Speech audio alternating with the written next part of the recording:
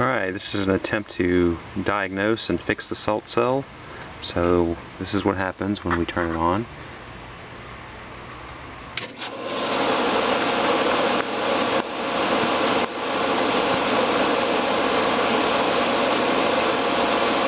No flow.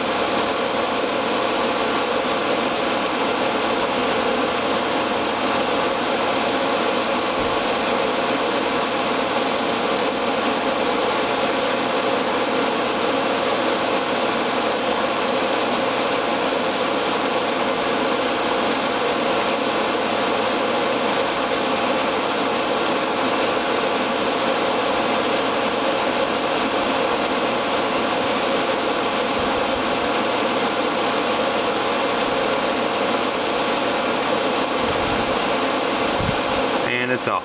So let's open it up and see what we can figure out. Alright, so the power at the board has been turned off. Here's what we have.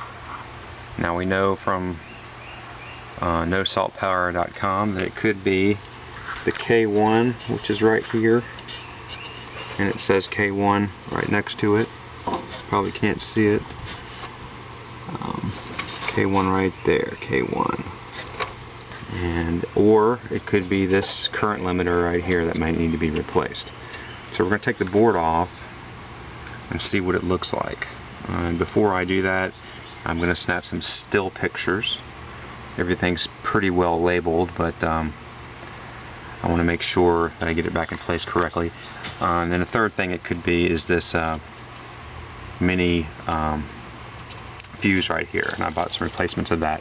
So I'll probably first try to replace this and see what happens, and then I'll take the board off and look at the K1 as well as the current limiter. And if it's the K1 or the current limiter, I've never soldered before, so this will be a first attempt. So we'll see how difficult this actually will be.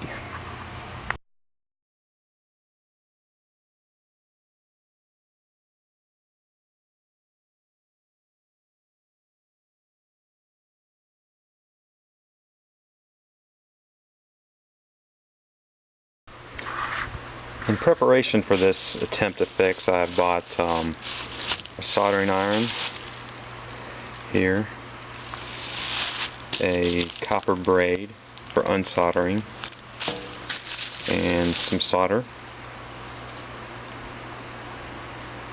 stuff, and some 20 amp mini ATO fuses. And that's we'll first attempt to replace the fuse, and we'll turn it back on and see what happens. Okay, the fuse is replaced. Here's the old fuse. Put in the new fuse. Had to use the needle nose pliers to do it. And we're going to turn it on and see what happens. So there's your no flow light.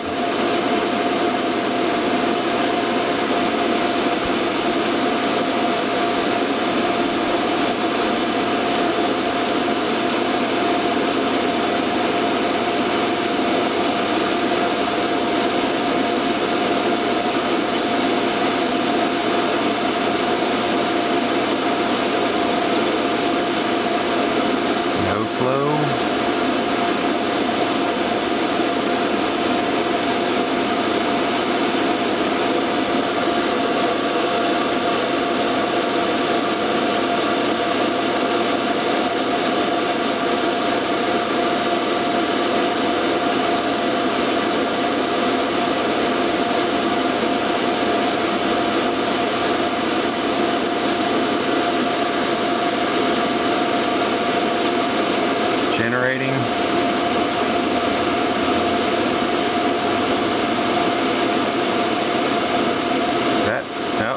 It's off again. So now we're going to take the board off and see if we see any burnt connections on the K1 or on the current limiter. So turn the power back off. So the board's off. This is the back of the board, and you can see here that this looks like it's the current limiter because it has a big burnt spot right there. So we're going to try to unsolder that and resolder on a new one. And I bought a new one at digikey.com. I'll have to post the part number later because I don't have it on top of my head.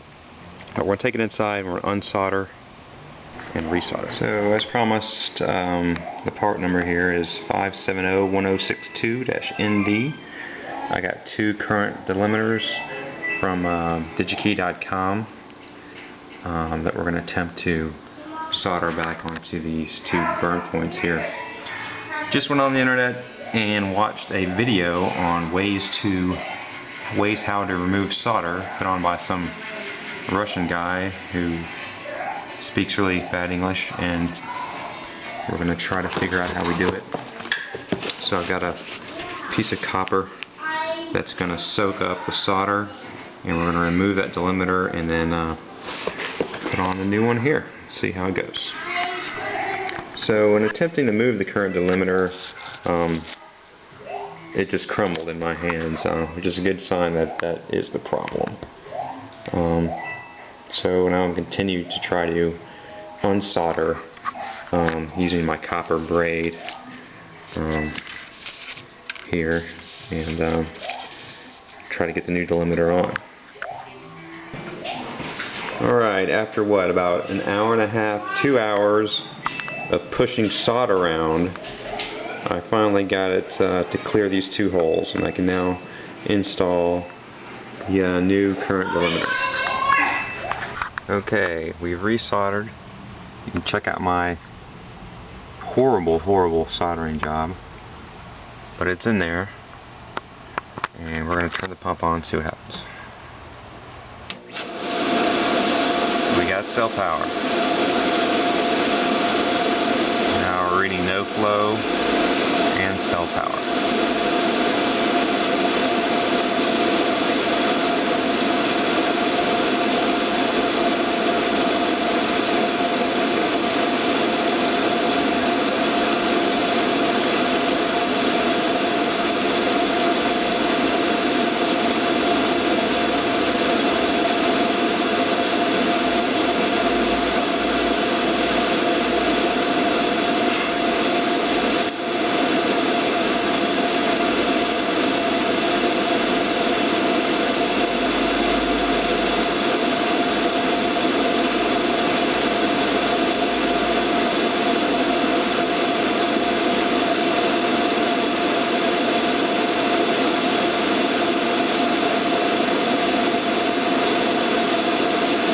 We're generating.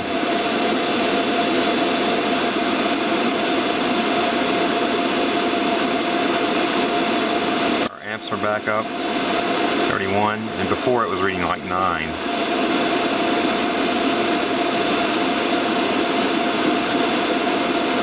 Salt reading hadn't come up yet, but I'm going to reset that and see what happens.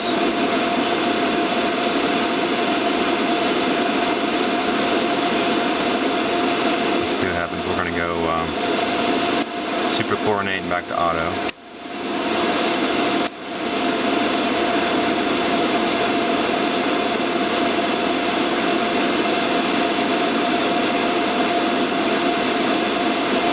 Go off and back on auto. Oh, we're off now, sorry. That's auto. Oh, that's superchlorinate. Off. That's auto. And it's reading check salt, but other than that, looks pretty good. I do need to add salt, so I'm going to add 2200 salt. So there you go, we got the cell power. So I did have to add salt and clean the salt cell, but after that, you see it is working. And it was well worth taking the chance to try to fix it. So before you call the same guy who cleans your pool to diagnose your chlorine generator, you might want to try to fix it yourself, particularly if it's out of warranty anyway. You could save yourself hundreds of dollars by trying to fix it yourself. And I've never fixed anything electronic before, and I was able to do it. So give it a shot. Hope this was helpful, and good luck fixing your own salt cell and saving some money.